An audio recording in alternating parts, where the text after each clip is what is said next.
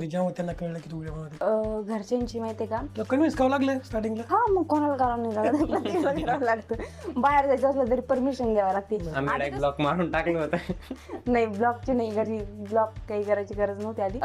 आधी स्टार्टिंगला काय झालं, माझ्या डोक्यात होतं की मला असं असं करायचं, पण मग नंतर ना मी आधी घरी बनवायचे, पण मग त्याचं काही एवढं हे वाटत नव्हते. नॉर्मली काय आता लहान पोरं टाकतात, मुलं टाकून टाकतात, एवढं काही नाही. नंतर मग मला असं वाटलं की हा करायचं आपल्याला, याच्यातच डायरेक्ट एंड करायचा. मग त्याच्यानंतर मी मम्मीला म्हटले, मम्मीचं आधी डायरेक्ट नाही पप्पा तरी म्हणला की कर, काय करायचं ते कर आधी बरं का.